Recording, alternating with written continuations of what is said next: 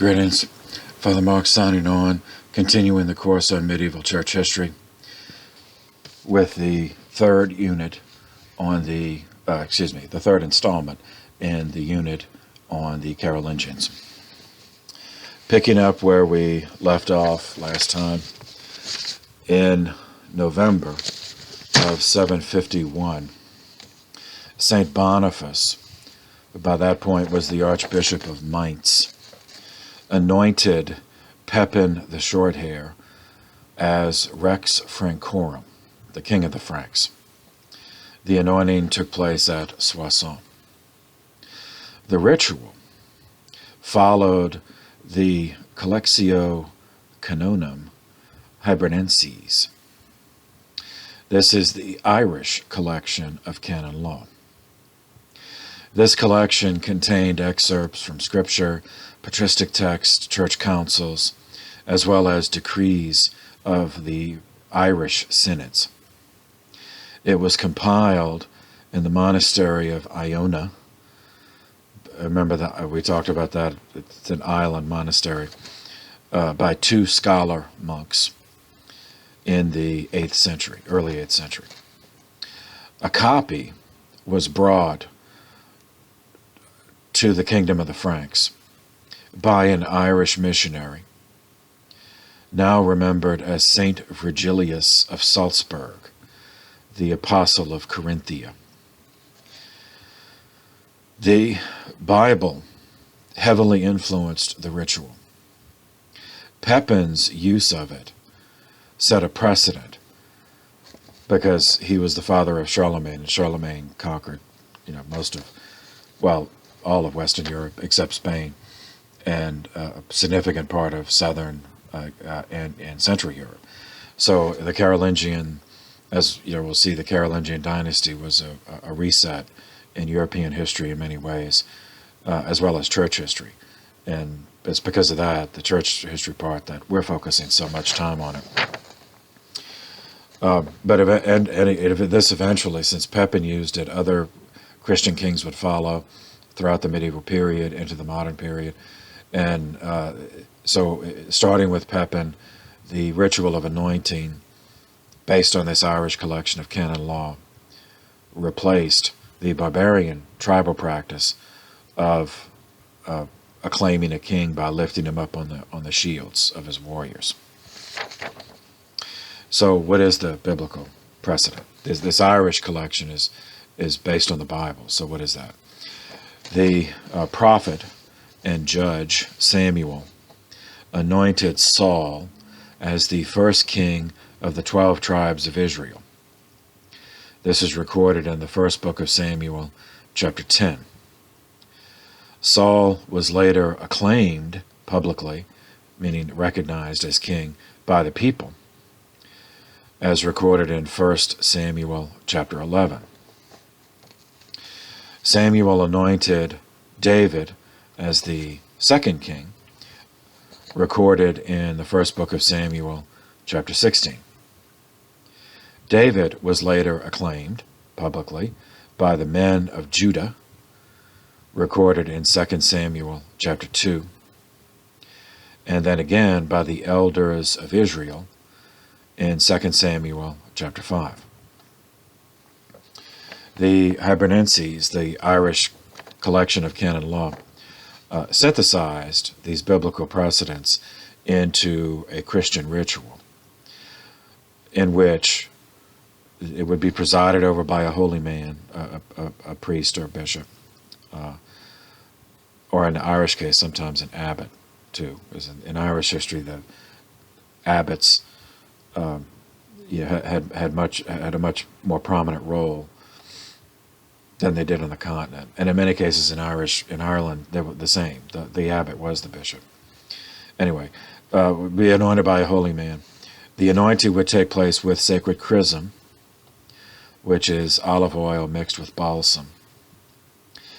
It would be done in front of an assembly in a church, and then the newly anointed would be acclaimed as Rex, as king, by all those in the church. So in the anointing was with the holy oil was the essential element. The use of a crown was added, not from later Roman practice, and that began with Constantine I, Constantine the Great. He imitated the Persian use of a diadem around the head. The diadem was originally was a headband. It was an ornamented headband, and Constantine liked it because it resonated with the earlier, ancient, even from his perspective, Greco-Roman practice of crowning athletes with the laurel, the victory of the laurel wreath, and the Roman practice of they do the same, a crown, like a laurel crown or some other foliage of a crown for those receiving a triumph in Rome. Subsequently, these guys, just a headband wasn't enough, so then a metal band was substituted, and then that got more elaborate, so that's how it became a crown. The same year, 751, an initially separate event occurred that soon became entwined with the story of the Carolingians and the medieval church. In that year, the Longobards in northern Italy captured the city of Ravenna.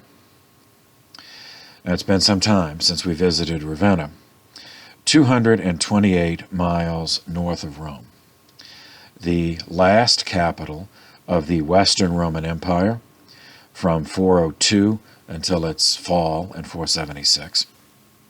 Ravenna then served as the capital of the Ostrogoth successor, Regnum Italicum, a kingdom of Italy, which officially was a client kingdom of the Byzantine Empire, which, remember, was still claiming to be the Roman Empire.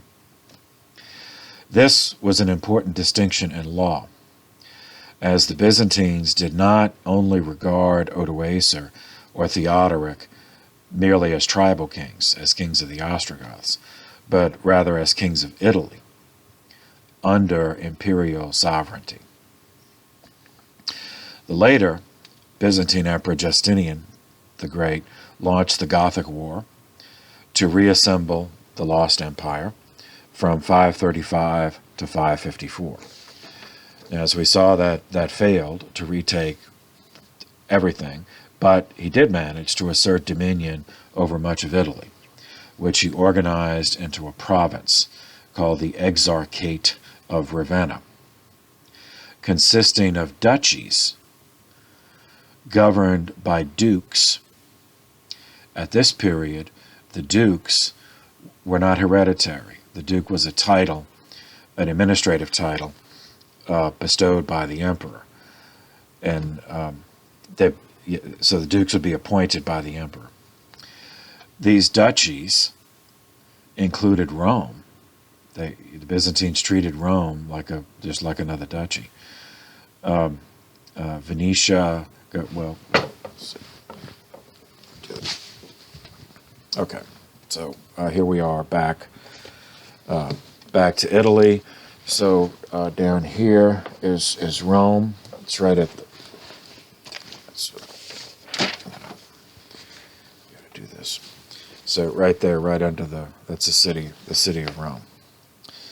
So up here is Ravenna.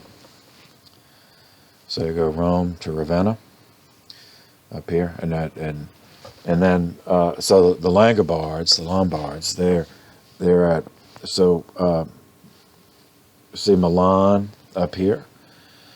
So that was Mediolanum for the Romans, but the Lombard capital at the time was Pavia, which is right there. So here's Milan, here's Pavia. All right. So here's all of Italy. And so while I have it up, I'm going to mention Venice is further north from Venetia was further north from Ravenna. And next to, east of Rome, was the Duchy of Spoleto. And then south of Rome, the Duchy of Benevento. And then down, further down is Naples, which is a city. It still is a city, but it was then the capital of a duchy. And then further down, Calabria. All these were duchies, and then they as long as the Byzantines controlled this territory, they appointed these dukes to be, and that'd also be so the Lombards also they had Friuli up here, Istria up here. So I'm going to refer to all these, but just keep in mind it's Italy. So Rome to Ravenna is the essential axis, and then up here is Pavia, where the Lombards are based, and this, of course, is the Alps. And then you cross the Alps, depending on where you cross it, you either go into Germany, Switzerland, or France. And so when Pepin invades, I mean, just to anticipate, when Pepin invades Italy from France, he's going to be crossing the Alps on this side. All right.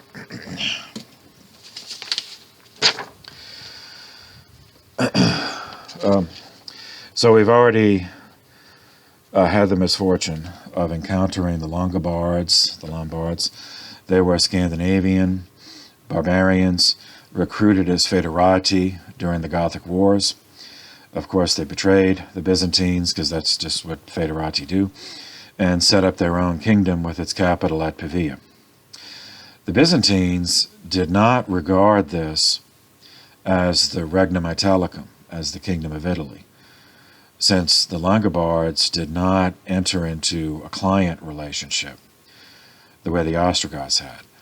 But the Byzantines did acknowledge reality to the extent of referring to it as the Regnum Langobardorum, the Kingdom of the Lombards. Functionally, the Byzantines maintained control of the ports and the coast of Italy, while the Lombards had the advantage inland. All too often, the papacy was caught in between. You remember where Rome was. A situation made all the more precarious when the Byzantine emperors of this period are still iconoclast and actively persecuting iconodules, those who do revere images, sacred images, like Catholics. This policy, which we covered in the unit on St. John Damascene, cost the Byzantines the loyalty of the population of the Exarchate of Ravenna, who were Catholic. They actually revolted against Constantinople over this in the year 727. This included the complete secession of the Rialto Islands, which formed a republic, the Republic of Venice, which endured. This rift within the Exarchate of Ravenna over iconoclasm is what enabled the Lombard king of the moment, whose name was Aistulf, to conquer the otherwise very well fortified city of Ravenna. This guy's name was spelled Aistulf,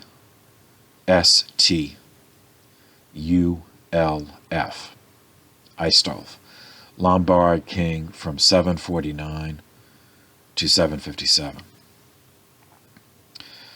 He disaffected elements in the city to simply open the gates of the city to him, and no one put up resistance, and no one offered any protection or defense for the last exarch, who was a eunuch named Eutychius.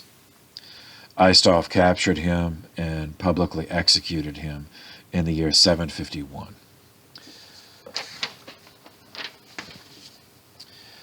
The Pope at the time was Pope 91. And this is counting St. Peter as the first pope. Some lists don't. Some lists just consider him, Peter, as unique, and then number the popes as his successors. So those lists would have Pope Linus, the next pope, as Pope number 1, whereas I'm following the convention of where Peter is the first pope. So then Linus would be number 2, Cletus number 3, Clement number 4. So under that enumeration, Pope Zachary or Zacharias is Pope 91. He was pope at the time that the Lombards conquered Ravenna in 751. He died the next year on March 22nd, 752, was buried in St. Peter's. The following day, after the burial, on March 23rd, a guy named Stephanus, the cardinal priest of San Crisagano, was elected pope, and he accepted election. However, he was ordained a priest, but not yet ordained a bishop. And being bishop of Rome is the essential sacramental foundation for the papacy. So if a guy elected is not already a bishop, then he has to be ordained. And then even if a guy who's ordained a bishop is elected, then he still has to be consecrated and installed as Bishop of Rome. But at least if he's already a bishop, then sacramentally he has the fullness of holy orders. But this guy didn't. He was a priest. 4 days later, the Pope-elect Stefano died before being ordained a bishop. As a result, if you look him up, wherever you see Stephen, not Stephen the First, because he was in antiquity, but from this guy on, there are 2 numbers. So you'll see Pope Stephen with a Roman numeral 2, but in parentheses, they'll have Roman numeral 3. And this is to cover, because there are 2 interpretations of canon law, both of which have been applied, but at different points in church history. So depending on what, the time period in which the history book you read was written, that could be confusing. So just to avoid it and to remind the reader of church history of this, every Stephen is numbered this way. 2 with 3 in parentheses, or 3 with 4 in parentheses, and so on. So one version of canon law is that a man becomes pope as soon as he accepts election. The other version is that he becomes pope when he is installed as Bishop of Rome. So currently, that latter interpretation is regnant. The next pope, who now is counted as Pope 92, so the 4-day Stephen now is not counted as pope. So Pope 92 accepted election on March 26th, 752, to the everlasting confusion of history students. And to my seminarians, I'm sorry, I don't know what to do. I mean, this guy's name was also Stephen. All right, so the 4-day guy was named Stephen. And the next guy to get elected was also named Stephen. So I'm sorry, I don't know what to do. It's just the way. So, but he's also listed with a number and then a parentheses. So this Pope 92, Stephen, was born in Rome in 714.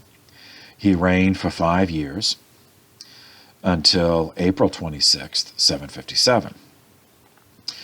He inherited all the problems, including the Byzantine-Lombard problem. The Byzantines regarded whoever the Pope was as Duke of the Duchy of Rome within the Exarchate of Ravenna. Therefore, Aistulf considered it conquered territory. Since he took Ravenna, he executed the last exarch, he considered the whole exarchate as conquered to his by right of conquest. And the Duchy of Rome was a constituent duchy within the Exarchate of Ravenna, as considered by the Byzantines. And so he considered the Duchy of Rome which also is the Diocese of Rome, ecclesially, considered that as his by right of conquest. Therefore, Aistulf in 752 demanded tax theft. Said, it's mine, so I'm going to do what all governments do, engage in tax theft. So he wanted the taxes that formerly were sent to Constantinople to be sent to him at Pavia. The tax was 1 solidus per capita's head, so 1 solidus per person. Now, for context, a cow, a cow at that time could be, excuse me, a cow at that time could be purchased for 3 solidi. So a person was worth 1, but the cow was worth 3. And that's always been that animals, they cost more than people.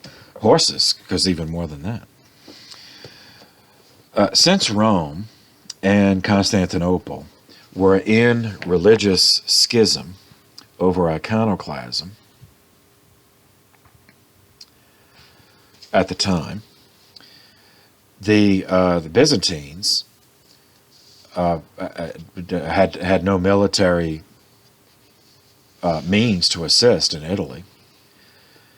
So Pope Stephen saw no alternative to compliance with Aistulf.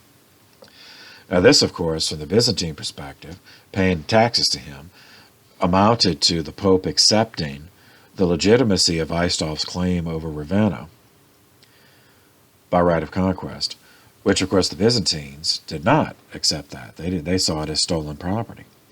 And so if the Pope is paying tax money to him that they believe should go to them, then they see the Pope as a traitor.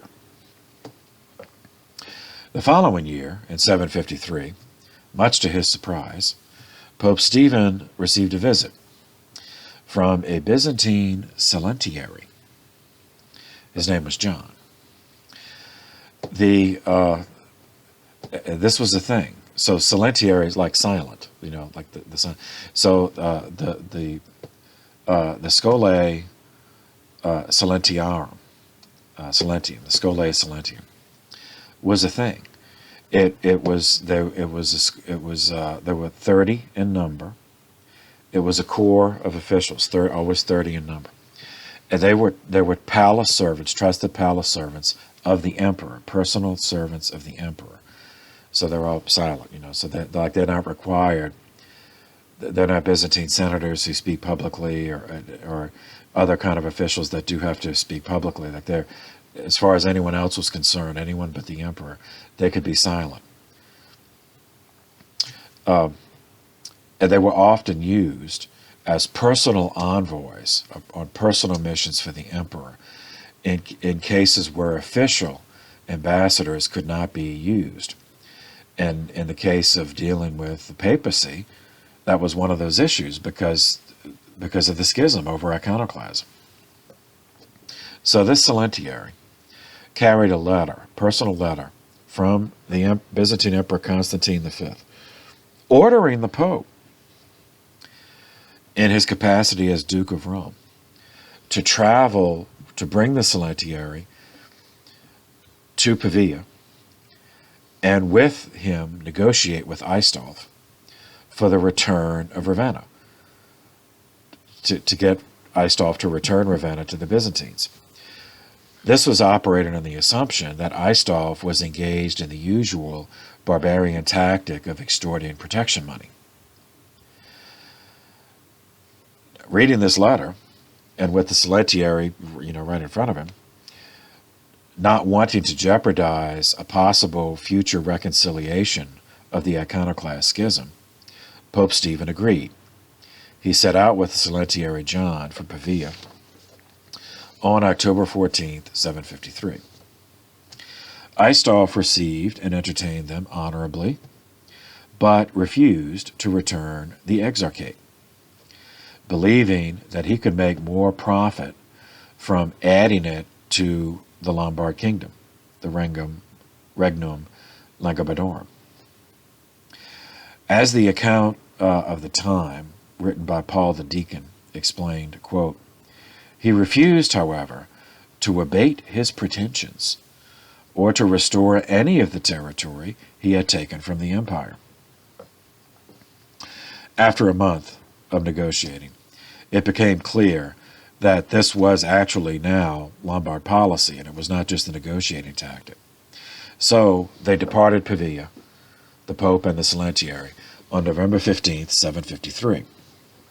The Silentiary went back to Constantinople to report. The Pope, one would think, would go back to Rome, but he didn't. Instead, Pope Stephen became the first pope to cross the Alps as pope.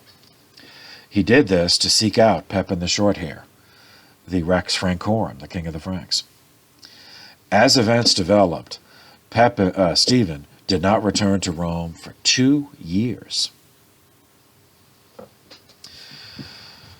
From February to August of 754, so beginning while Pope Stephen was searching for Pepin in France, events transpired in the Byzantine Empire in the East that directly affected the unfolding of church history in the West. This was a false council. Well, it was a council, but I mean by false, I mean like the West does not recognize it as a legitimate church council. But I mean it was a council in the sense that the people actually met, and it was summoned by the Byzantine Emperor Constantine V. The purpose being to escalate enforcement of iconoclasm in the empire. And it's not recognized in the West, but in the East it's called the Council of Hieria, Hieria. It's a name for the palace where it met. And it's iconodules in the East disparage it. They call it the headless council, because the Pope, like a council is not a council unless it's in union with the Pope. So this wasn't, so it didn't have a head. It's a headless council. So here is an account of how it was understood in the medieval context. Quote, "The emperor," refers to Constantine V, "the emperor, after the death of the patriarch Anastasius," the patriarch would be the bishop of Constantinople, the bishop of the eastern capital, "summoned the bishops of his empire to a great synod in the palace Hieria, which lay opposite to Constantinople on the Asiatic side of the Bosporus, between Chrysopolis and Chalcedon, a little to the north of the latter. The vacancy of the patriarchate facilitated his plans, since the hope of succeeding to this see kept down, in the most ambitious and aspiring of the bishops, any possible thought of opposition. The number of those present amounted to 338 bishops, and the place of the president was occupied by Archbishop Theodosius of Ephesus, already known to us as son of a former emperor. From the beginning, an assistant in the iconoclastic movement. The transactions began on February 10th and lasted until August 8th in Hieria. On the latter date, however, the synod assembled elsewhere, in St. Mary's Church in Blackcernae, the northern suburb of Constantinople. And the emperor now solemnly nominated Bishop Constantine of Silaam, a monk, as Patriarch of Constantinople. On August 27th, the heretical decree of the synod was published. We see from this that the last sessions of this conciliabulum were held no longer in Hieria, but in the Blackcernae of Constantinople. We have no complete acts of this assembly, but its very verbose oros, it's the decree, together with a short introduction, is preserved among the acta of the Seventh Ecumenical Council. The emperor singled out the more noted monks and required them to comply with the decrees of the synod. In AD 766, he exacted an oath against images from all the inhabitants of the empire, The monks refused with violent obstinacy. And Copronymus, that's so the monks, who wrote this, Constantine V was, they gave him a nickname. So when they say Copronymus, they're referring to him. So since this is a family-friendly channel, I can't say exactly what it means. So the suffix is from nomine, name, So the prefix is what the name is. So look up coprolites. Google coprolite, and then you'll find out what the prefix means. But I can't say it since this is a family-friendly channel. So sorry, seminarians. So just from that, you can deduce at least that Copronymus is not a flattering nickname. So the monks refused with violent obstinacy, and Copronymus appears to have amused himself by treating them with ruthless harshness. The emperor, indeed, seems to have contemplated the extirpation of monachism. That's an older name for monasticism. John the Damascene, he persuaded his bishops to excommunicate. John was long dead by this point, so they're excommunicating his corpse. Monks were forced to appear in the Hippodrome of Constantinople. That's that's their arena. The Hippodrome was their arena, like the Circus Maximus or the Colosseum in Rome. In Constantinople, they called it the Hippodrome. Were forced to appear in the Hippodrome at Constantinople, hand in hand with harlots, while the populace spat at them.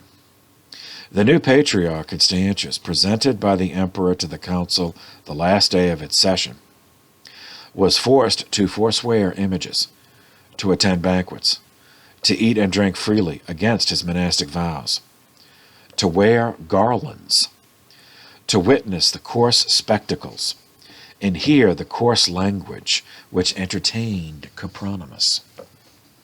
Monasteries were destroyed, made into barracks, or secularized. Translation, they were stolen. So, this is not the first time that church property has been stolen, that some secular leader has used, pretended to use cover of religion to steal church property.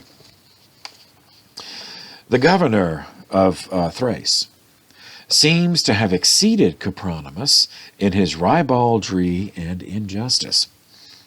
He collected a number of monks into a plain, meaning a field, clothed them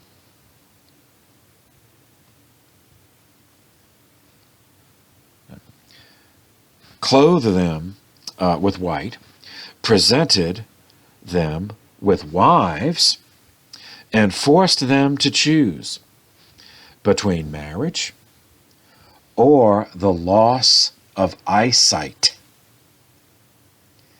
Let that sink in. So this is the governor of Thrace. He rounded up a bunch of monks and brought women in there and said, you either marry, meaning, leave monasticism, just abdicate your vows and get married, or I will blind you.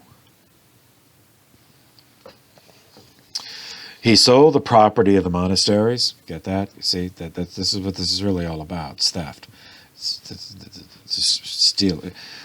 He sold church property, and he sent the price to the emperor. Copronymus publicly thanked him and commended his example to the other governors.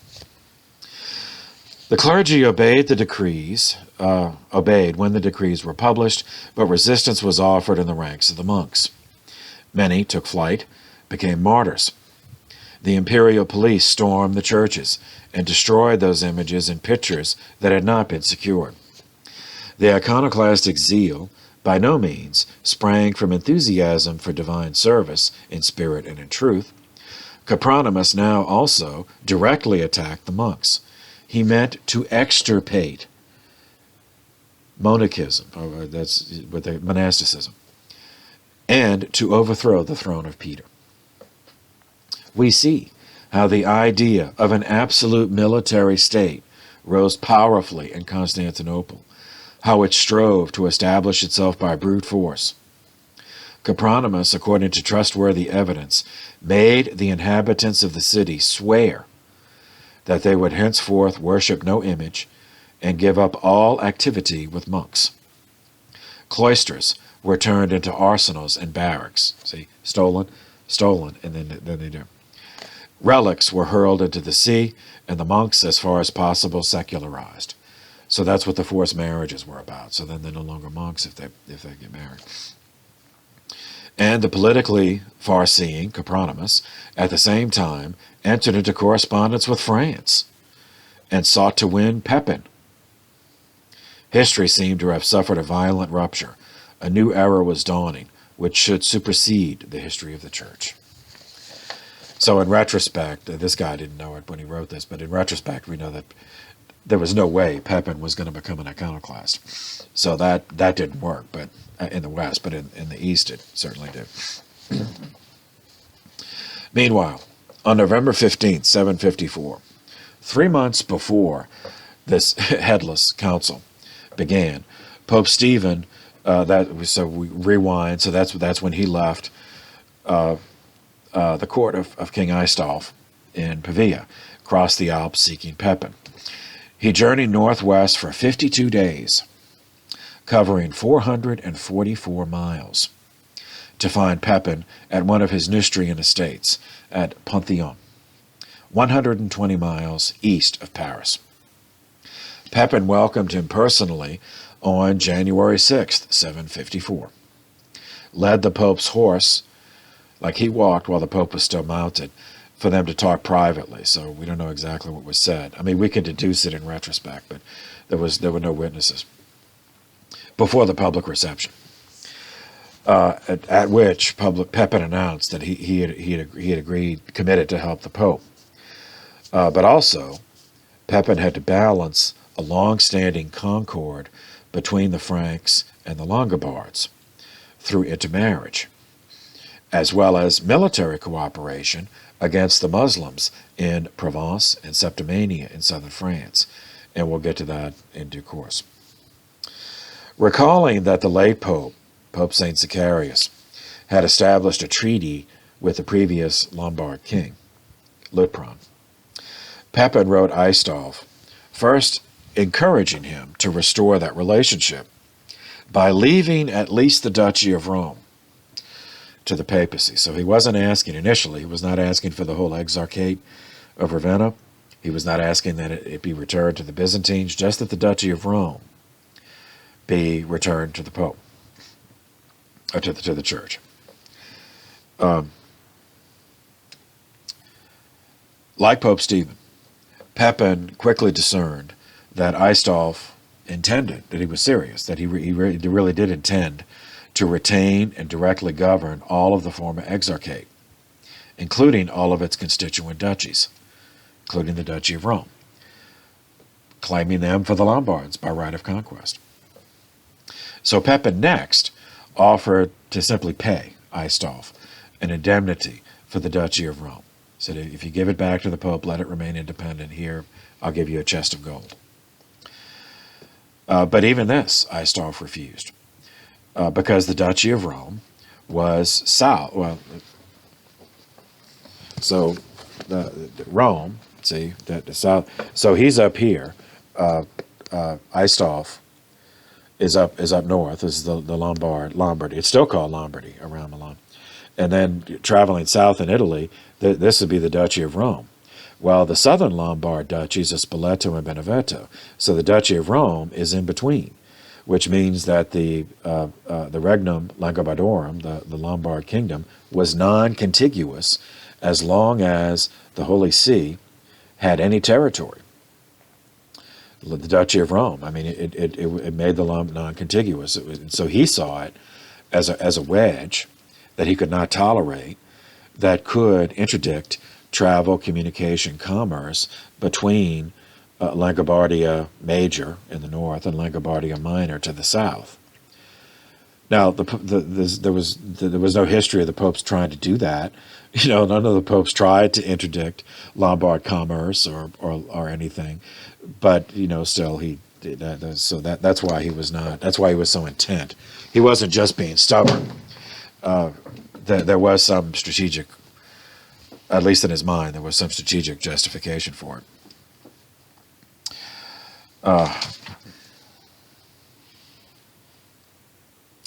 So he said no. So it's up to Pepin. Either he just gives up. It tells the Pope, well, okay, we tried. Sorry, now you just have to go live with it. Or not. And Pepin chose not. Against what everyone, even many of his own advisors, saw as the best interest of the Franks, economically, politically, militarily, because of their previous alliance with the Lombards, against all of that, Pepin chose to help the Pope. And the only way he could help him at this point was to go to war. In April of 754, Pepin summoned a conventus, a meeting, a convocation, of his senior vassals, 80 miles northeast of Paris. There he announced his commitment to restore the territorial independence of the papacy. In the same year, unconnected, but it just, following it chronologically, this is what happened. On the 5th of June, 754, St. Boniface, whom we've encountered many, many times, St. Boniface and about 50 companions were martyred for their faith while preaching to pagan Frisians. That's the northern Netherlands. So this takes us back to Utrecht.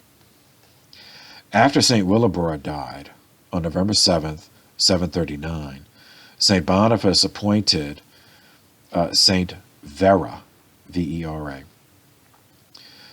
to be the second bishop of Utrecht. And there's no, seminarians are thinking canonically, well, how can Boniface appoint a bishop? That's up to the Pope. Well, yes, but remember in a previous session, the Pope had appointed Boniface as papal legate to minimize the time it would take to do this. So he was empowered by the Pope to create dioceses and to appoint bishops, which normally is reserved to the Pope. But since he was appointed legate, then the authority actually did come from the Pope, canonically, if you see that. So this guy, Vera, was another English missionary, just like Boniface himself and like Willibrord.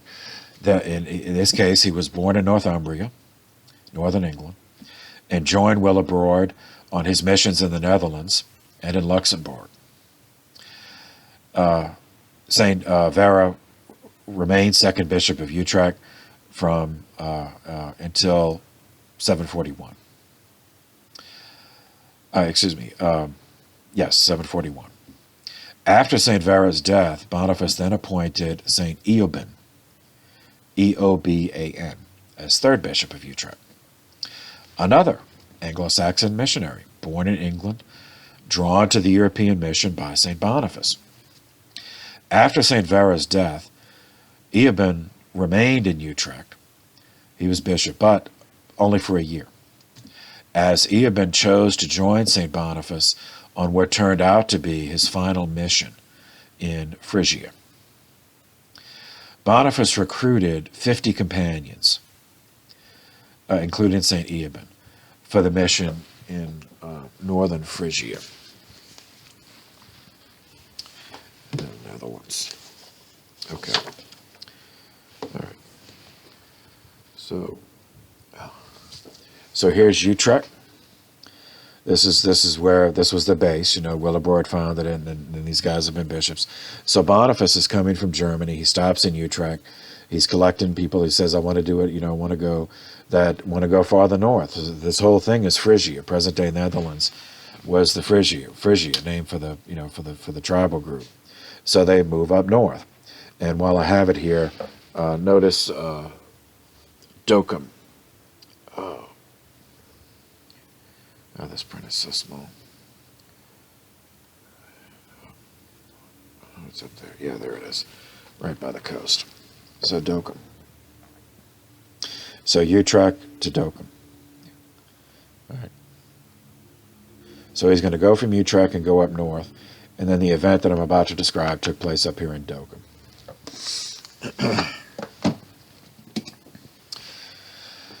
Okay.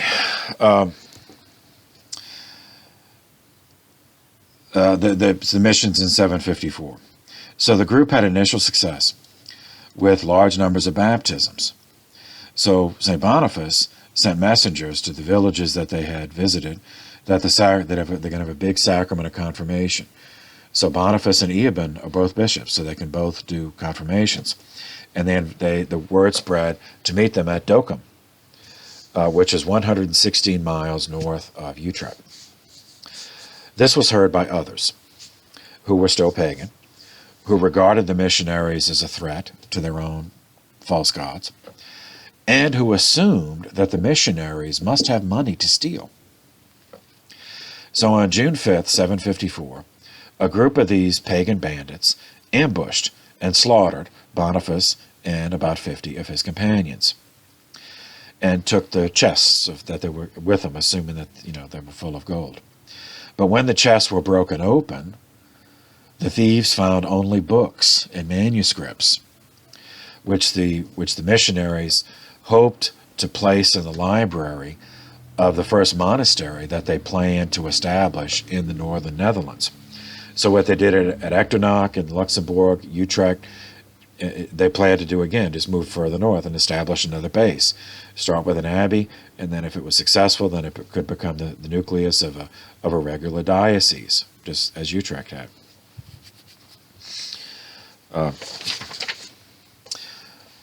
Some of the newly baptized discovered the remains and the site of the carnage, the scene of the crime, and they interred the remains nearby.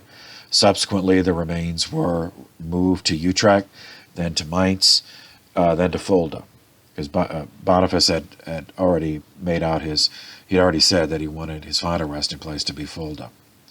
And we covered the foundation of that in an earlier session.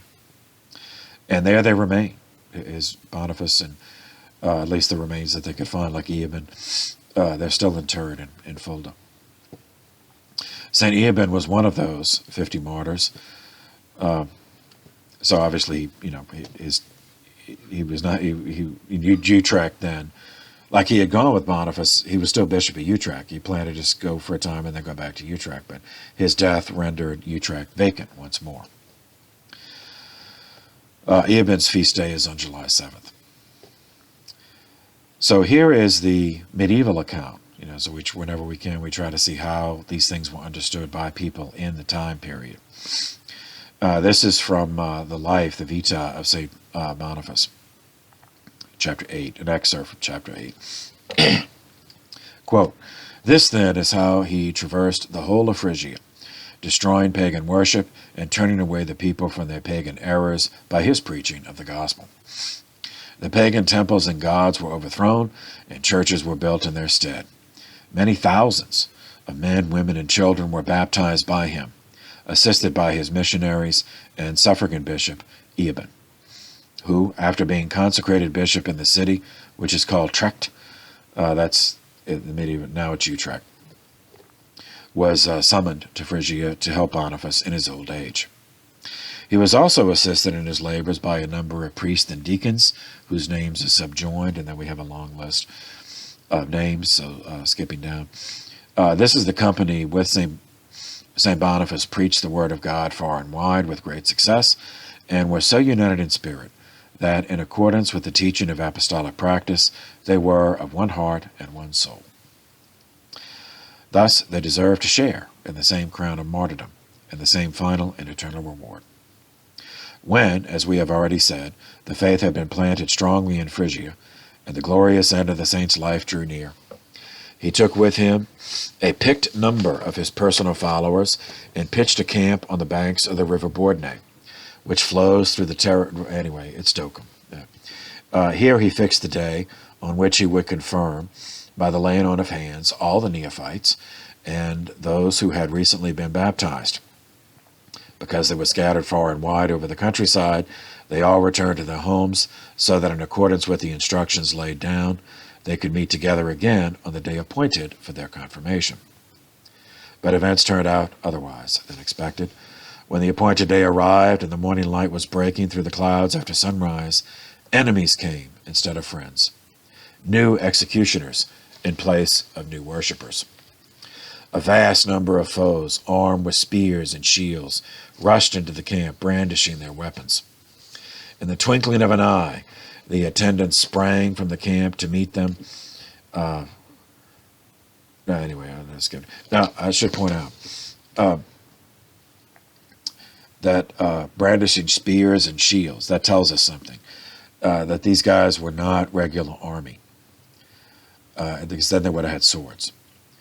So a spear, they could make, spears and shields they could just make, from wood and stuff around. But swords were expensive. And, and not just everybody could have a sword. They couldn't afford it. So these guys were not regular army. They're just bandits. Whilst with these words he was encouraging his disciples to accept the crown of martyrdom, the frenzied mob of pagans rushed suddenly upon them, staining their bodies with their precious blood. Suddenly, after the mortal remains of the just had been mutilated, the pagan mob seized with exultation upon the spoils of their victory, in reality the cause of their damnation, and after laying waste the camp, carried off and shared the booty. They stole the chests in which the books and relics were preserved, and, thinking that they had acquired a hoard of gold and silver, carried them off, still locked, to their ships. The bodies of the holy bishop and the other martyrs were brought by boat across the water, an uneventful voyage of some days, to the above-mentioned city that is called Utrecht. That's now Utrecht. After Eobens was martyred with Boniface, the fourth bishop of Utrecht was St. Gregory of Utrecht. And so with him we can connect with things that we with the Merovingians who we covered. So St. Gregory of Utrecht was the grandson of St. Adela. St. Adela was a daughter of King Dagobert II of Austrasia, making St. Gregory Merovingian royalty, though not in line for succession, because the Lex Salica, the Salian law, precluded matrilineal inheritance of sovereignty. Dagobert became king of Austrasia at the age of 7, following the death of Sigebert III. Naturally, Dagobert was deposed in a few minutes, because this is not the time when 7-year-olds can be king. And Dagobert only survived because servants, whose names have been lost to history, smuggled him out of the country to England. During his exile in England, he married an Anglo-Saxon named Mechtilda. They had 5 children, including 2 saints, Saint Adela and Saint Ermina. Adela married an otherwise unknown man named Alberic. They had a daughter named Adula. In widowhood, Saint Adela founded a convent on land she owned outside of Trier. It formed the nucleus of the town of Pfalzel. It's the German spelling, Pfalzel. Her feast day is December 24th, which she shares with her sister, Saint Ermina. Saint Ermina was also married, and in widowhood, she also established a convent. Hers was actually in Trier, and was subsequently renamed for her, the Saint Ermina of Trier. So that's Saint Adela's grandson. So her daughter was Adula. Adula's son was Gregory of Utrecht. Received his early education there in Pfalzel. In 722, St. Boniface stayed at the convent in the course of one of his many journeys, and he met the young Gregory. Listening to Boniface, to the stories, after dinner, inspired Gregory to follow him in ecclesiastical life. Years later, in 738, Boniface brought Gregory with him on a visit to Rome, where the latter was ordained. So Gregory was actually ordained in Rome.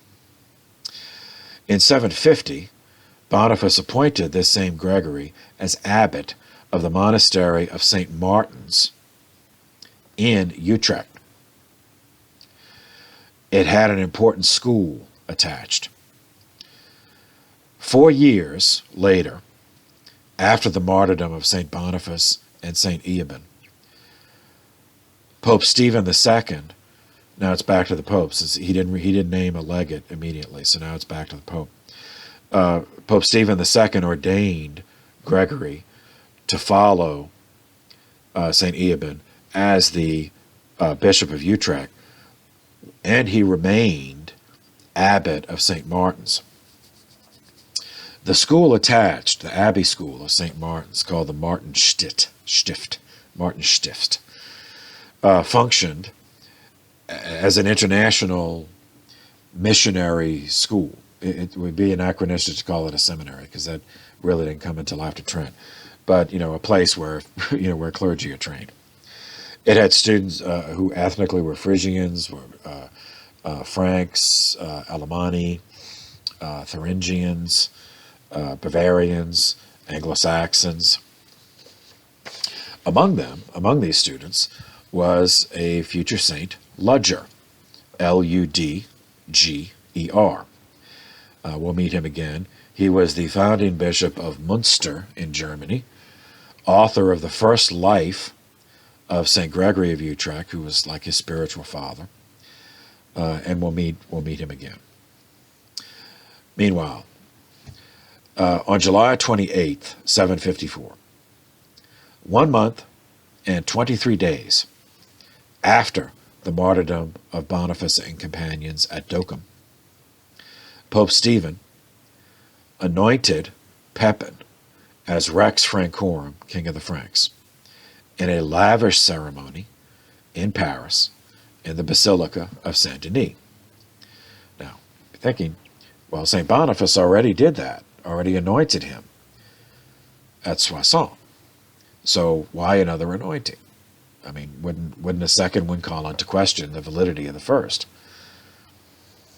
So to justify the additional ceremony without calling into question the prior anointing by Boniface, Pope Stephen bestowed on Pepin an additional honor, Patricius Romanorum, a patrician of Rome. Well, actually, patrician of the Romans. It would be patrician of the Romans. This is the first crowning of a civil ruler by a pope since the fall of the Western Roman Empire. To solidify the legitimacy of what he intended to be a new dynasty, Pepin also had the pope anoint his wife and 2 sons in the same ceremony. The 2 sons were Charles, the elder, who was going to become Charlemagne, and he was age 12 at the time, and the younger was Carloman, age 3, who's destined to become nothing. Here's the account from the Annals of Saint Denis. Quote, the Pope blessed the Queen Bertrada and the nobles of the Frankish nation, and while confirming them in the grace of the Holy Spirit, he bound them under penalty of interdict and excommunication, never to presume to elect a king who should come forth from the loins of any other than these persons, whom divine providence had raised to the throne, and who, through the intercession of the holy apostles, had been consecrated and confirmed by the hands of their vicar, the Pope. Another medieval writer, Paul the Deacon, he was the medieval chronicler of the Lombards. He summarized the deal, not the coronation. He didn't really write about, other than to mention it. But this is how he about the. So quote, the league between Pepin and the Pope was thus sealed by the mutual exchange of possession that belonged to neither. Since Stephen gave Pepin the crown of the Merovingians, and the king promised the Pope the territories which had belonged to the Byzantines. So that's how history's made. Nevertheless, Pepin did fulfill his part of the agreement. In the spring of 755, he dispatched the Bonum, the royal heralds, to muster the Landwehr, the land defense. They mustered 76 miles northeast of Paris. Pepin then marched. The assembled, this is the Exercitus Francorum, the army of the Franks, marched them 489 miles across the Alps at Mount Cenis. They crossed the Alps at Mount Cenis to engage and defeat a stunned Aistulf, first at Susa, Italy, which is not far from Turin, where the Shroud is, where the Shroud of Turin is. And so they defeated Aistulf. To save himself, Aistulf agreed to the first Peace of Pavia in 755, which was just an agreement to return the Duchy of Rome to the Pope. It is noteworthy that this agreement was between the Franks, the Romans, meaning the Duchy of Rome, and the Lombards. Missing was mention of the Byzantines or the Holy See. So they're just talking about the Duchy of Rome, not the Diocese of Rome. So Pope Stephen was acting in his civilian capacity as Duke of Rome, not in his ecclesiastical office as Bishop of the diocese. And the omission of the Byzantines is perfectly understandable after the events of the Headless Council.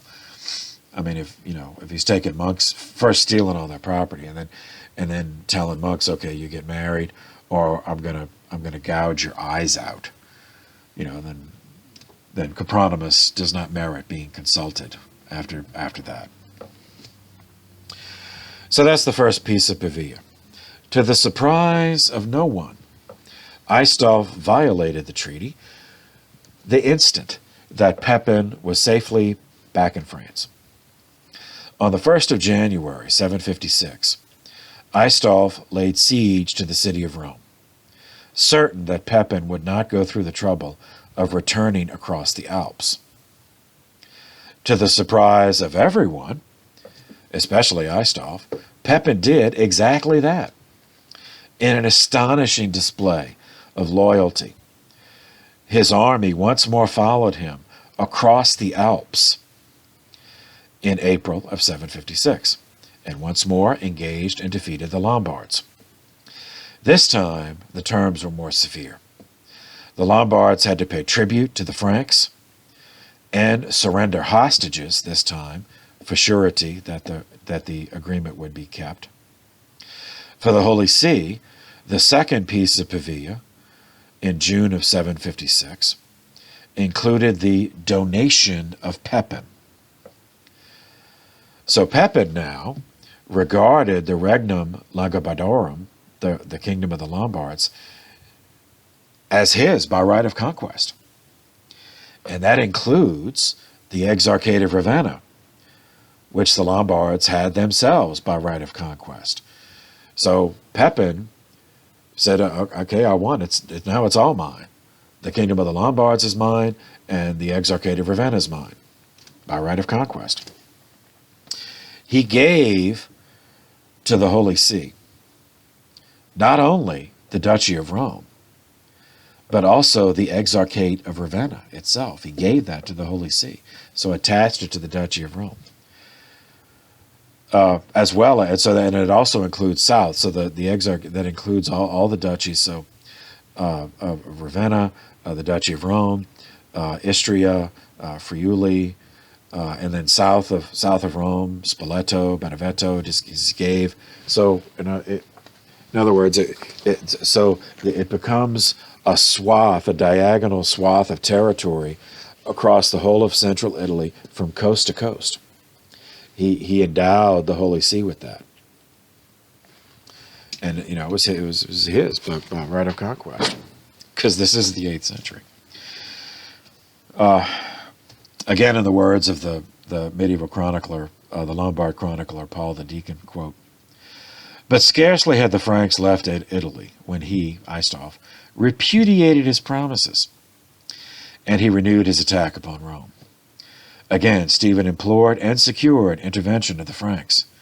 Again, Aistulf was defeated and besieged in his capital, And again, Pepin gave him his life and his kingdom, but upon condition that Aistulf should not only restore the captured territory, but should give to the Franks 1/3 of the royal treasure in Pavia, besides other gifts, and pay an annual tribute of 12,000 solidi. So every year. So a solidi is a gold coin. And you remember that, so the head tax, an annual tax was one of those per head, per person. But you could buy a cow for 3 of them. And so the tribute, 12,000 a year. 12,000 gold coins a year. This donation of Pepin in 756 is the moment when the patrimony of St. Peter becomes the Papal States. So we can now officially call it. In previous sessions, I might have slipped and called it the Papal States, but it's the patrimony of St. Peter. But at this point, we can start calling it officially the Papal States. Prior to this, the patrimony of St. Peter was, in effect, the personal property of the Pope as its fiduciary, as a steward for the Church. And so it would be passed on from Pope to Pope, not as personal property in that sense, but so to be like the fiduciary property of whoever held the office of Pope. But with this donation of Pepin, the de facto situation of the Pope providing governance for territory became recognized in the West, and as analogous to the concept of Rex. So, like they didn't actually call the Pope Rex, but he was recognized as the sovereign of the Papal State, and the Holy See retained the Papal States with shifting borders. Like they didn't have all that; they didn't keep all of that. I just pointed out on the map, all this. But so the borders shifted, but they kept some portion of it until 1870. When the Byzantine Emperor Copronymus learned of this, he protested that the Exarchate of Ravenna should be returned to him, as it had been stolen by the Lombards. Pepin refused, declaring that he had fought for the Pope, for the Church, not for a schismatic heretic. As for the feckless Aistulf, the good Deacon Paul concluded his summary of events in December of 756 in the following words. Aistulf did not long survive this last humiliation. He died from an accident while hunting. The Duke of Istria and Tuscany, his name was Daupher or Daupherius, but that's Latinized as Desiderius. So if you want to look him up, it's Desiderius.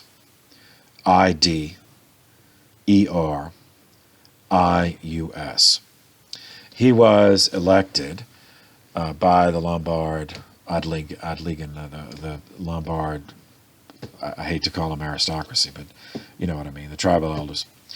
He was elected by them after Aistulf's hunting accident. Desiderius reigned until 774, and we'll meet him again. He's going to turn out to be the last king of an independent Lombard kingdom before Charlemagne is going to just take it and append it to the Regnum Francorum. Pepin spent the balance of his reign reassembling the pieces of the Merovingian Regnum Francorum, the kingdom of the Franks, just as his father had done. Specifically, southern France had seized the opportunity of Pepin's 2 wars against the Lombards in northern Italy to secede and declare their independence. By way of reminder, the Visigoths had created a successor kingdom for themselves out of pieces of the fallen Roman Empire, which for a time encompassed southern France. Their capital was at Old Roman Tolosa, which on today's maps is Toulouse in southern France. And of course the Visigoths took Spain. As we saw, they stayed there for 300 years, with their capital at Toledo. At the time, the Visigoths belonged to the heretical Arian version of Christianity, which denied the divinity of Christ. So that's significant. Keep that in mind. The Visigoths lost southern France to Clovis in 507 and bitterly accepted subordination to the Franks, who were Catholic after the baptism of Clovis. These defeated Visigoths in southern France were not part of the later conversion of the Visigoths in Spain, which happened under St. Leander, and which we talked about in the section on St. Isidore of Seville. So, the southern France Visigoths remained ethnically and religiously distinct, both from the Gallo-Romans, descended from the old imperials, as well as from their new Frankish overlords. Archaeology reveals little evidence of Visigoth presence north of the Loire, and little evidence of Frankish presence south of the Loire. And so it's divided. In other words, the nation's divided. This environment incubated multi-generational ethnic hatred, along with resentment at lost former glory, both of which fertilized political separatism in southern France, seeking local autonomy. South of the Loire, down to the Garonne River, was Aquitania for the Romans.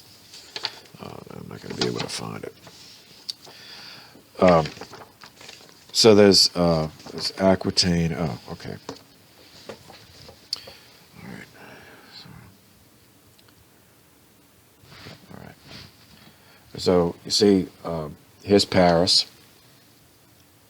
and there's Tours. So Paris and Tours. Tours, that's the Loire River. So it's a useful landmark. So south of the Loire, down to the Garonne River, which is here, right there. From the Loire to down there is Aquitania, Old Roman Aquitania. South of the Garonne to the Pyrenees, the border with Spain. South of that is what was at the time under the Franks was called Vasconia. That's Basque country. And so Vasconia extended south of the Garonne on to and across the Pyrenees. And the capital was Pamplona. The capital of Aquitaine was Bordeaux, actually, on the Garonne. Then moving over, we have Septimania, which we've already, the capital at Narbonne. And then further over, we have Provence, capital at Marseille, the port in southern France. And then Burgundy over here in eastern France. And then Neustria around Paris, that was Neustria. And Austrasia is Belgium and northern France, and then conquered territory into Germany. And then north into the Netherlands, which is off this map.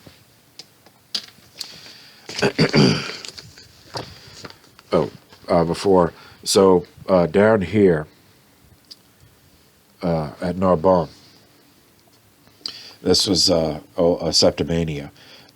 Keep that in mind, because this is going to be the last Muslim base in southern France in the 8th century. So keep that in mind. So the Battle of Tours up here, that was the furthest extent of the Islamic advance when they were defeated in 732 by Charles Martel. But they didn't leave southern France. They still had multiple territories down there, and the capital was at Narbonne. So keep that in mind.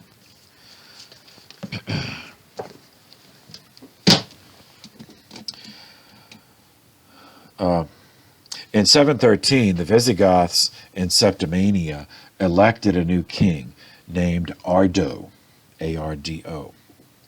He was a vassal of the Merovingian Franks, but very much unwilling, ruling the Visigoths from Narbonne. Starting only 2 years after the Islamic invasion of Visigoth Spain from North Africa, And we already covered that. In 711, the Muslims invaded Spain. They took most of it, not all of it, but they took a great deal of it, and enough to get a part of the Pyrenees that passes across the Pyrenees, and that's how they invaded France. 3 years later, in 716, the Muslim victors over Visigoth Spain made their first armed reconnaissance north of the Pyrenees Mountains into southern France. Initially, King Ardo of the French Visigoths, or I should say the Septimanian Visigoths, thought to form an alliance with the Muslims against the hated Franks. The religious differences were less of an issue with the Septimanian Visigoths since they were Arian Christian. Just remember, the Arians did not believe in the divinity of Christ, and neither did the Muslims. They both believed in Christ, but not in the divinity. So that the religious was not an issue. So it could just be, okay, we both have a common enemy in the Franks. And the Muslims skillfully exploited this division in southern France, just as they had done in Spain. So they set up a base in Septimania that endured so long that its capital of Narbonne appears in Islamic records by their name for it, Arbuna, Arbuna.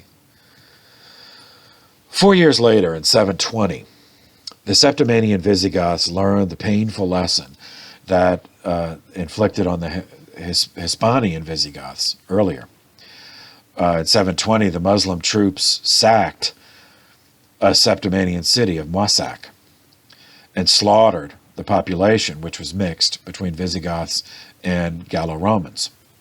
Why did they do this? Well, because the population resisted demands to pay tribute, tax theft, to both the Muslims as well as to the Visigoth king Ardo. Ardo could not allow this to go unanswered, but the Muslims easily disposed of him and the Visigoth monarchy in the same year. They then used Arbuna as their staging area for incorporating all of southern France into Andalusia, which is their name for Islamic Spain. The population in southern France, Arian Visigoth as well as Gallo-Roman Catholic, were completely demoralized. No help was to be found from Provence on the other side of the Rhone River because the port city of Marseille maintained thriving commercial relations with the Muslims in North Africa and in Andalusia, and they didn't want to jeopardize their profits. So the Muslims in Septimania, then following the Garonne River northwest, brought the Muslims to Bordeaux, the capital of Aquitania. Here we are reintroduced to Duke Odo of Aquitania and his alliance with the Muslims against the despised Franks. Odo attempted to play the game against them. He learned of rifts within the Islamic ranks, ethnically, of course, because ethnic hatred, there's everywhere. Wherever there are different ethnicities, there's going to be ethnic hatred. In this case, a significant portion of the Islamic army were ethnically Berbers from North Africa, but the officers were ethnically Arab from the cradle of Islam. And over time, some of these Berbers were resentful, that they thought some of their officers treated them as, second class, as just disposable. Well, they wouldn't have said cannon fodder them, but, just disposable pawns in the expansion, instead of considering them equal brothers, all who had submitted. Islam means submission, so all who had submitted to Allah. So Duke Odo tried to exploit that and sow divisions among the Islamic armies. And for a few minutes it worked.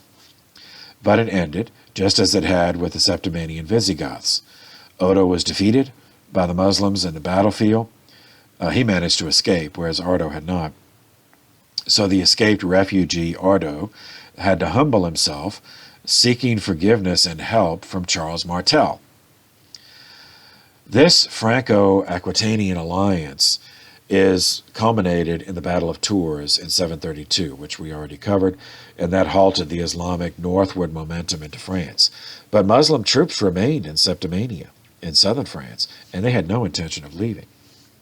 From their perspective at the time, the Battle of Tours was just a setback. By the time Charles Martel died in 741, he had forced into vassalage all of southern France except the Islamic base in Septimania. Disposing of that was left to his son, Pepin the Short Hair. Until 747, Pepin was only mayor of the Palace of Neustria, remember, while his brother Carloman was mayor of Austrasia. So Pepin, he did not have the full resources of the Regnum Francorum. So he did not have the military ability to invade, and physically drive out the Muslims. Therefore, pre-existing centrifugal forces, ethnic hatred, and all these resentments in the region reasserted themselves into a renewal of the separatist autonomy movement.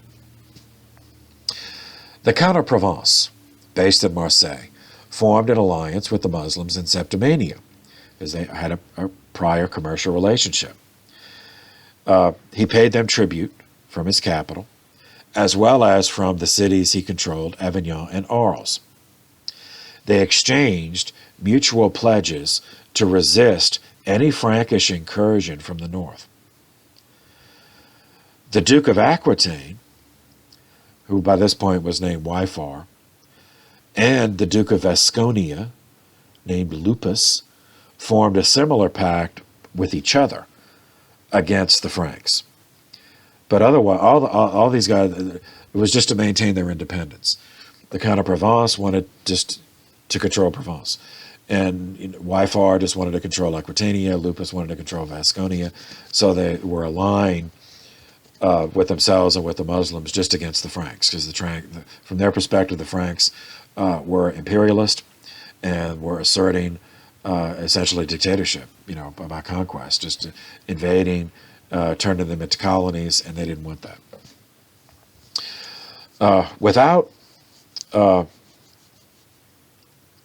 So while he was still only mayor in Neustria, Pepin followed his predecessor's example by activating the long-standing ties of marriage with the Lombards in northern Italy, hoping to build an army large enough to invade Septimania, southern France, and return all of it back to subordination to the Regnum Francorum. This alliance with the Lombards against the Muslims is what made Pepin's siding with the papacy against Aistulf so startling. Startling to the Lombards and to many of Pepin's own followers. From their perspective, the Lombards simply had more to offer as allies than the papacy did, strategically, tactically, commercially. Therefore, Pepin's decision, covered above, to do it anyway, to side with the papacy anyway, can only have derived from faith, from sincere faith. Though it did have the unintended consequence of allowing the Islamic occupation of Septimania to endure for another 17 years. Without Lombard troops and facing the ethno-religious rifts in southern France, Pepin first resorted to guile as preparation for armed intervention, often using clergy as agents, traveling under cover of visiting surviving monasteries and dioceses. Pepin suborned the barons of individual cities, weaning them away from the Count of Provence and from the Emir of Arbuna in Septimania.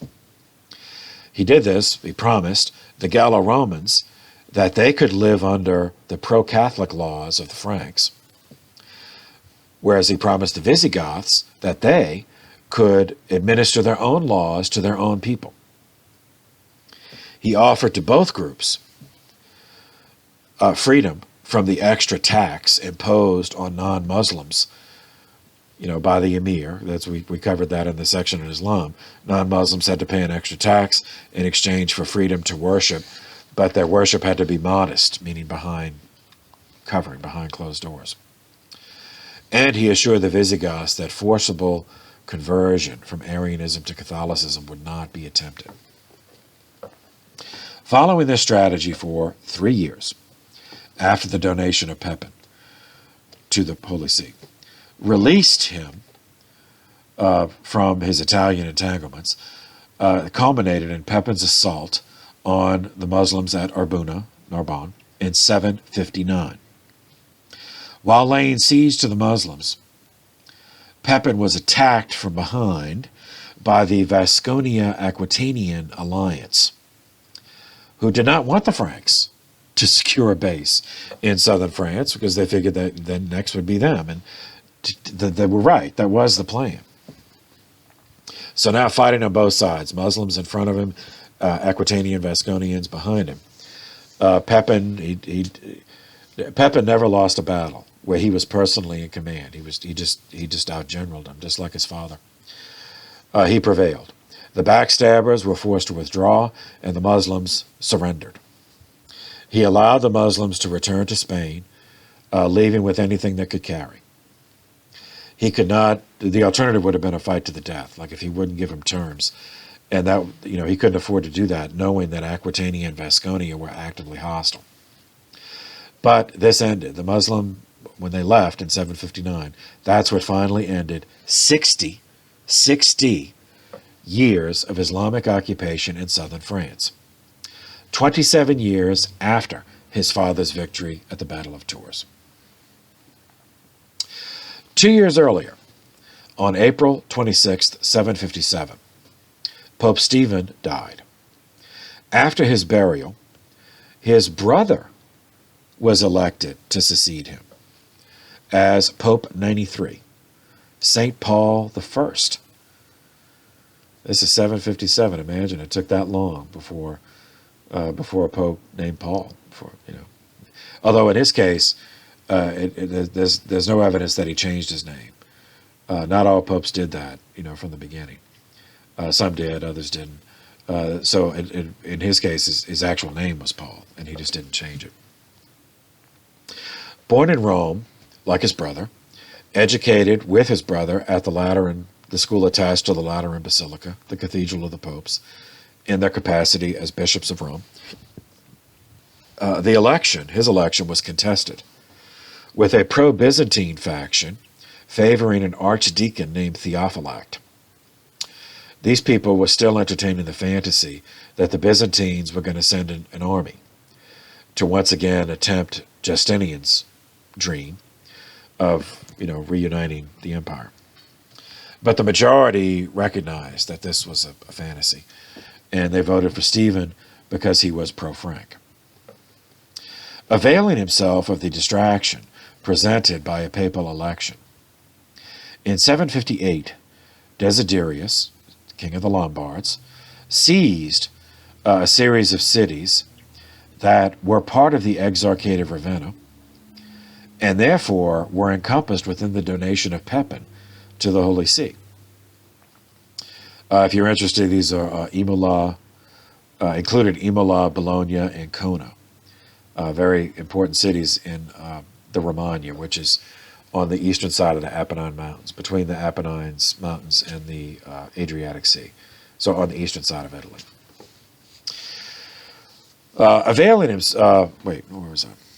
Additionally, Desiderius invaded and reduced to submission the southern Lombard duchies, meaning south of the Papal State, duchies of Spoleto and Benevento, therefore encircling the Papal State, as well as stealing some of the territory he stole. But in the course of doing that, he then encircles what's left, the reduced, the truncated around the Duchy of Rome. So he encircles the Duchy of Rome by stealing the rest of the Papal States. After his victory over Benevento, Desiderius invited a Byzantine magistrianoi named Gorgias to visit. The magistrianoi, it was sort of like a parallel to the silentiary, but the silentiaries were personal servants of the emperor. The magistrianoi they were sort of all-purpose emissary servants, spies, but for the bureaucracy, not personal servants of the emperors. But they were used to many things when official envoys could not be used, as in this case. So an agent, essentially a Byzantine agent. Desiderius dangled in front of him the offer of the Lombards reviving the client-king relationship that the Ostrogoths once had with the Byzantines, which would include paying tax theft to the Byzantines, and in exchange, Desiderius wanted Byzantine support against the Franks, so to insulate himself, so he could steal the rest of the papal state, steal the Duchy of Rome. The Magistrianoi Gorgias agreed. Now, he didn't have any authority. He had to know that the Byzantines were never going to send an army. But I guess he let Desiderius think that was a possibility. Therefore, so from Benevento, that's south of Rome, then going back up to Pavia, where Desiderius had his capital, he stopped at Rome. And he met with the Pope, and he menaced the Pope and threatened him into writing to Pepin, pretending to ask Pepin to concede the conquered cities and the duchies back to the kingdom of the Lombards, and to return the hostages that had been surrendered after the defeat of Aistulf in 756. Remember those poor schmoes that were still there. They just, their lives. So they just, said, okay, these are your hostages to make sure the Lombards keep their word. Well, they never do. So, life in the 8th century. Now the Pope, he did it. He wrote the first letter because he, felt he had to. But it was under duress, so it was not morally obligatory. So he wrote a second letter, a secret letter, and he entrusted both letters, to two envoys. One was Bishop George of Ostia. Ostia was the port of Rome. And the other was a Roman priest named Stephen, who's going to become a future pope. So they made the journey. They found Pepin. They delivered the official letter, and they delivered the secret letter, the personal letter. In the personal letter, the Pope Paul explained to Pepin the situation, that he was being menaced, that he just wrote the first letter under duress, and he begged for help. Pepin understood the situation perfectly, and he would eventually help. But at the moment, his military resources were otherwise occupied. Because in 760, Pepin turned his troops against those he regarded as traitors. So in 759, he defeated the Muslims, drove them out.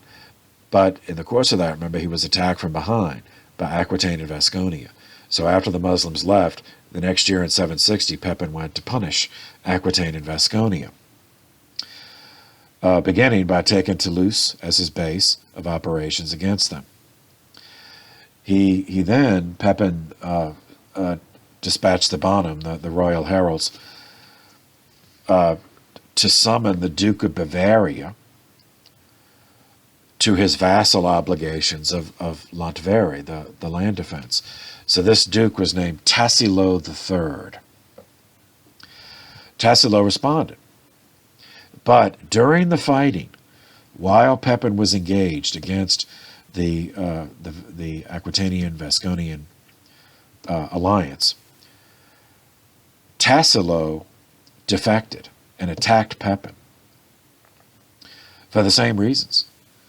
He saw an opportunity. He wanted independence. He wanted autonomy to govern Bavaria on his own, without feudal tribute, without obligations of vassalage to any overlord. He thought this was his best chance to achieve that objective. Over the next 7 years, 760 to 767, Pepin and the Franks waged war against these three duchies, Aquitania, Vasconia, Bavaria. And it was merciless. on all sides, despoiling the lands, depopulating the entirety of southern France through battle, hunger, disease. In a money-poor economy, Pepin's enemy dukes resorted to stealing church land in order to offer church lands as rewards, as fiefs, for those that would fight for them against Pepin and the Franks. So the carousel of carnage revolves. It's another one. We had another one last time, so here's another one. It stopped revolving in 767, with the Duke of Aquitaine dead. The Duke of Bavaria yielded, submitted, returned to vassalage, Duke Tassilo, and Duke Lupus of Vasconia did the same, surrendered and accepted vassalage. So now, by 767, Pepin had finally done it.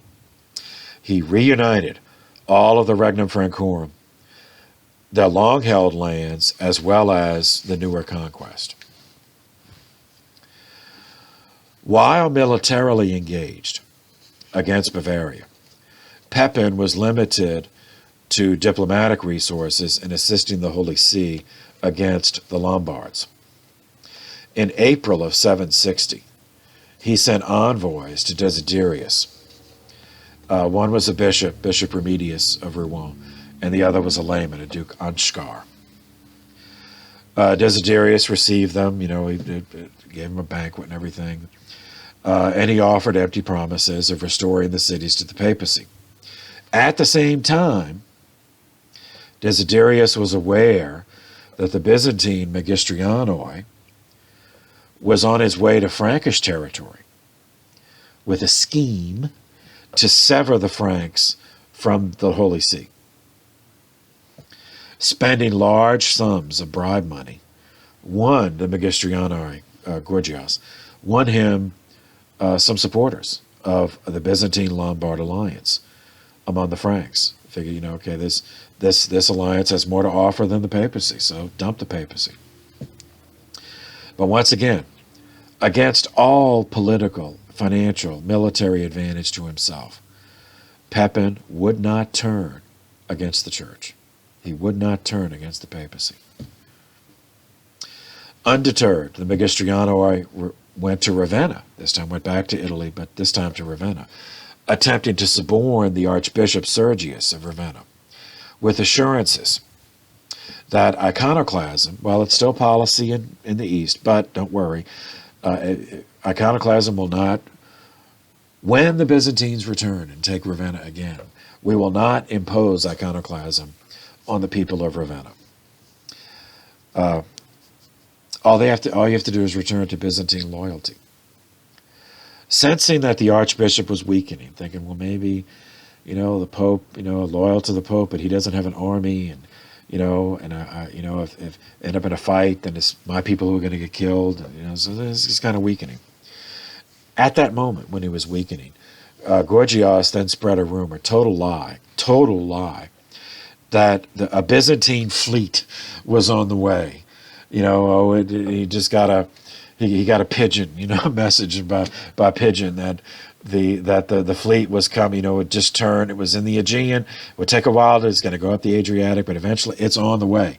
The Byzantine fleet is on the way. It's going to dock here at Ravenna. So now's your chance.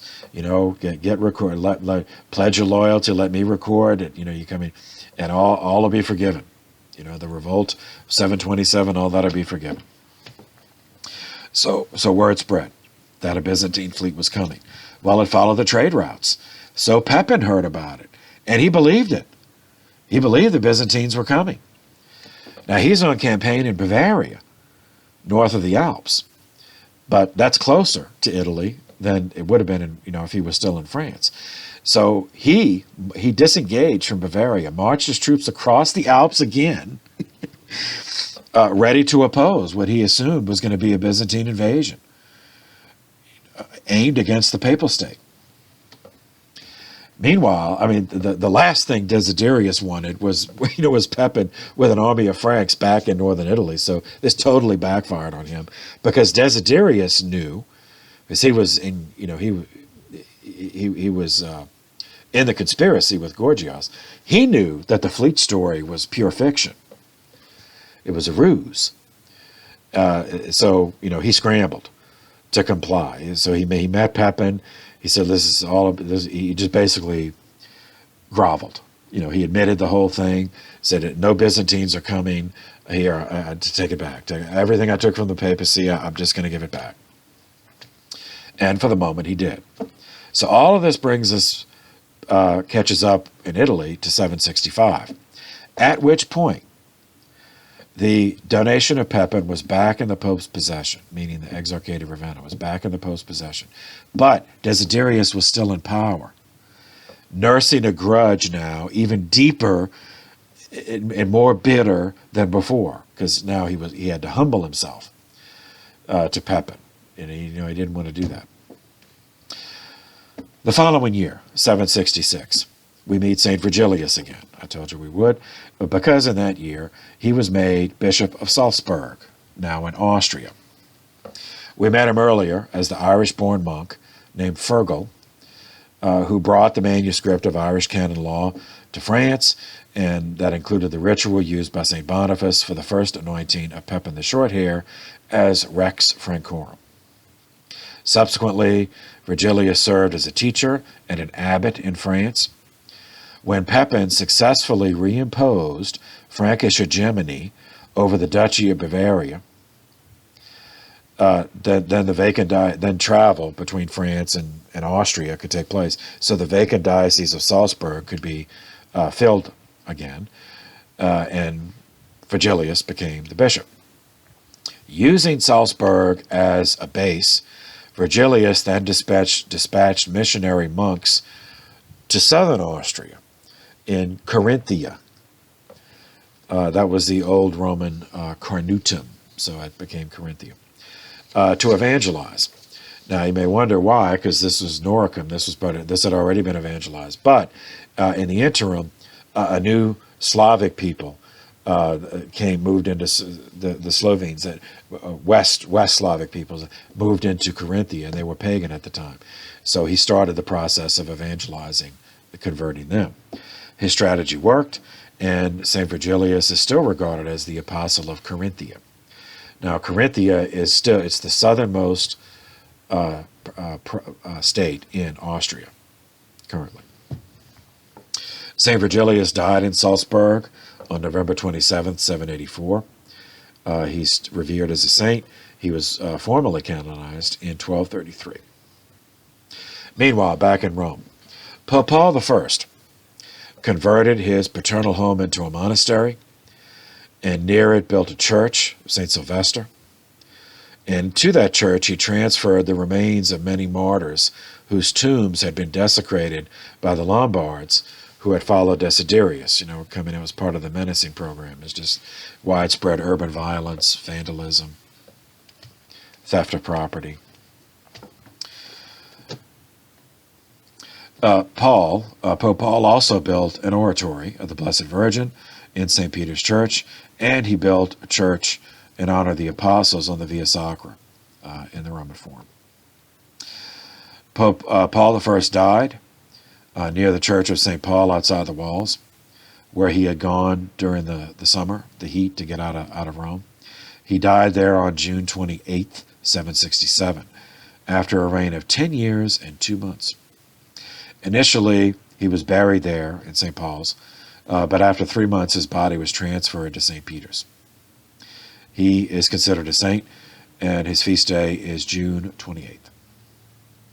He was followed as Pope 94 by another Stephen. This is Stephen III, but with 4 in parentheses for reasons we've already discussed.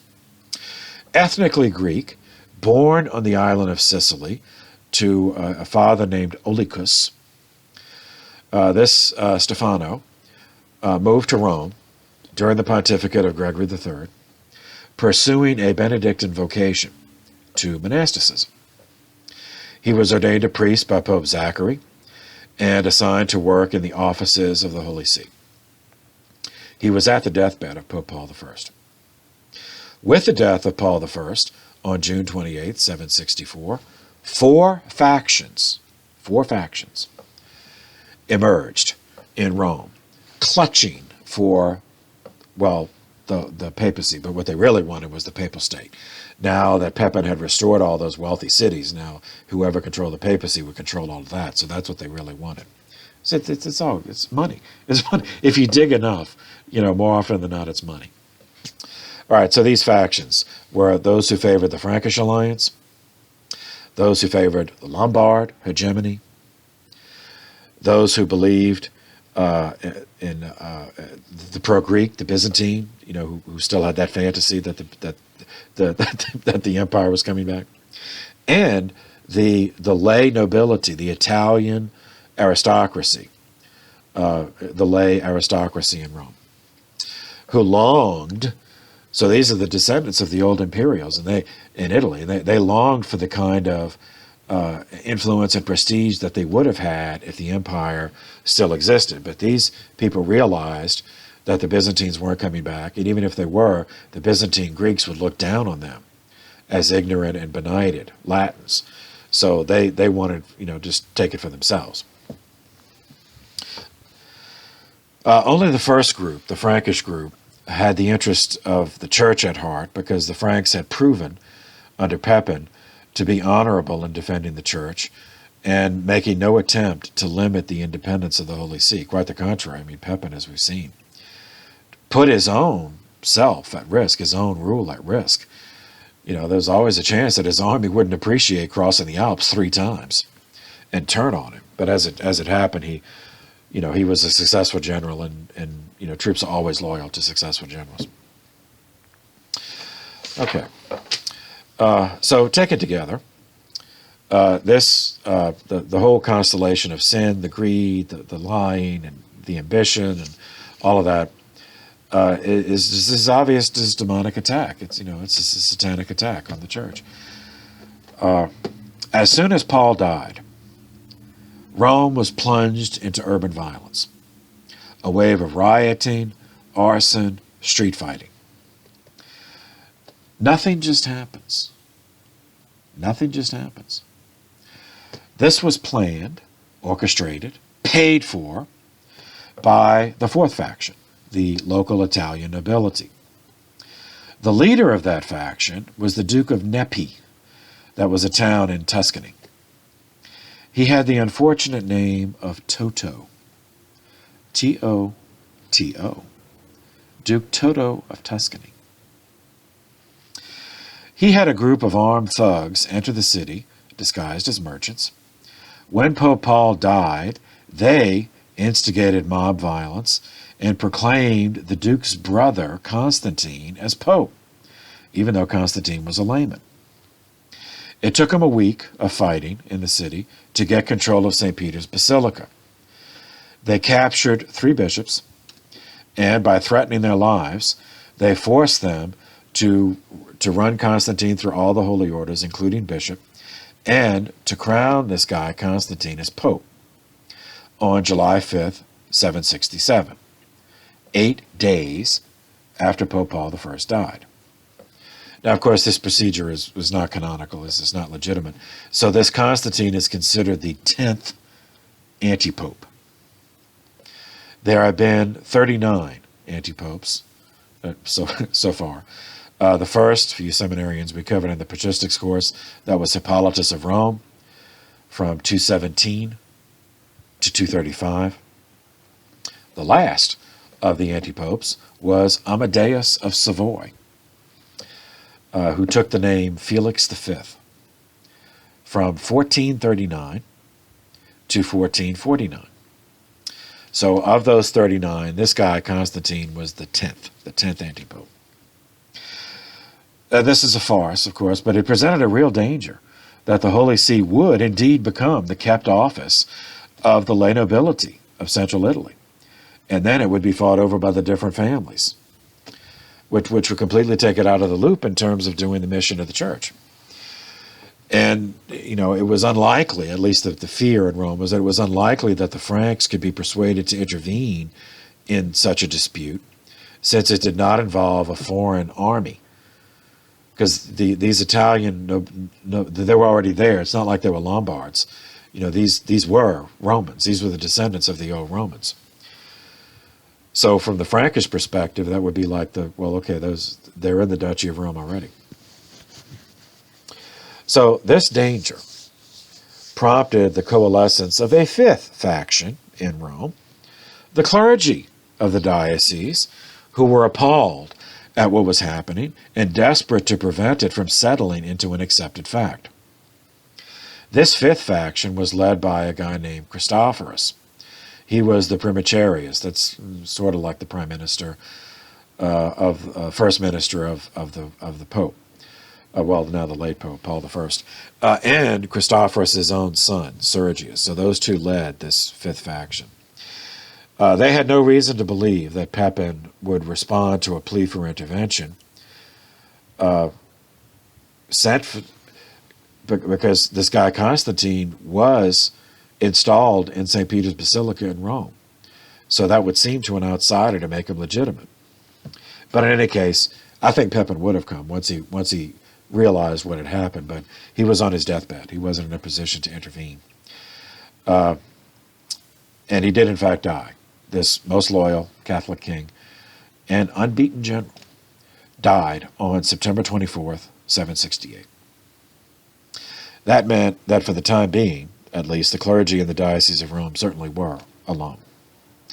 Knowing that they could not possibly expect help from the heretic iconoclast Greek emperor, and not being able to seek help from the Franks, they made a decision which was so extreme that it could only have been prompted by the most cutting desperation. They turned for help to the Lombards, to Desiderius, the snake himself. The Lombard king Desiderius, he rendered a convincing performance of sympathy, since he wanted to keep their cooperation as long as possible. He sent one of his priests, a Lombard priest, one of his vassals, to negotiate with him. This guy's name was Waldipert, Waldipert.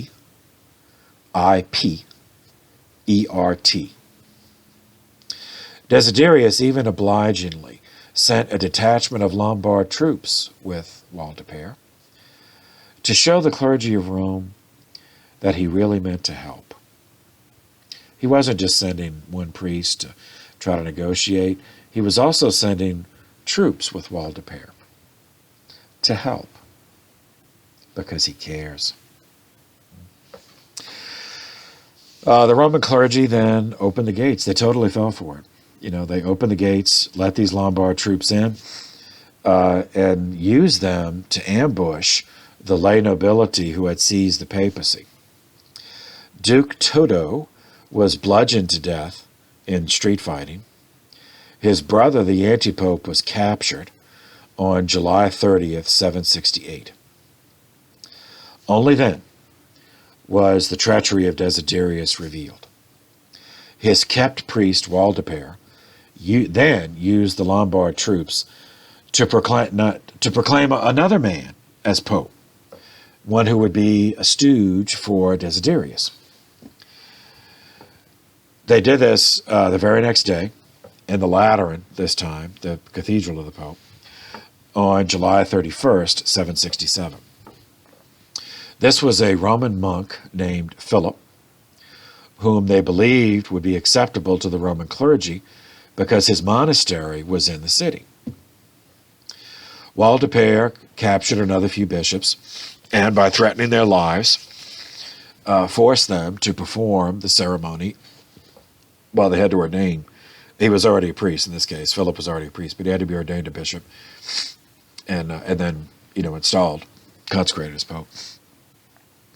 This election, of course, was no more canonical than the previous one, so this guy Philip is enumerated as the 11th antipope.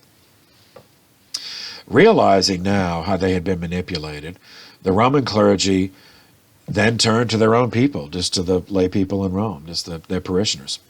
Summoning them to arms, the clergy of Rome used this group to reassert control over the city. They ambushed the Lombard priest Waldipert and his Lombard troops, mutilating and murdering them. And then they blinded and tortured the former antipope Constantine.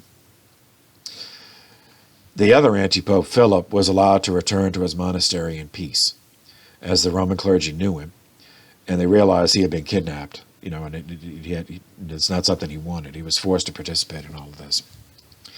Now, the hideous torture inflicted on the usurpers, including Waldepere, cannot be excused.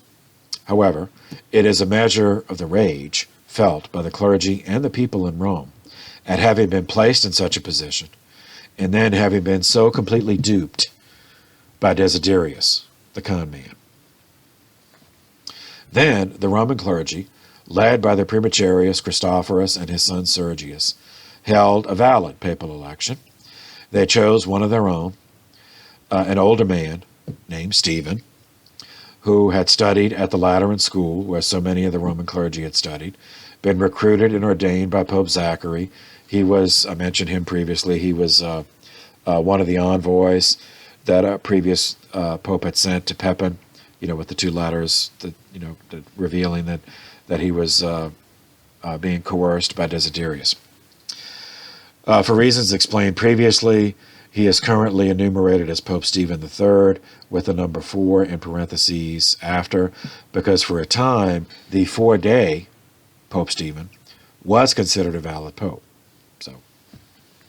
But this guy, Pope Stephen III, was elected as Pope 94 on August the 7th, 768.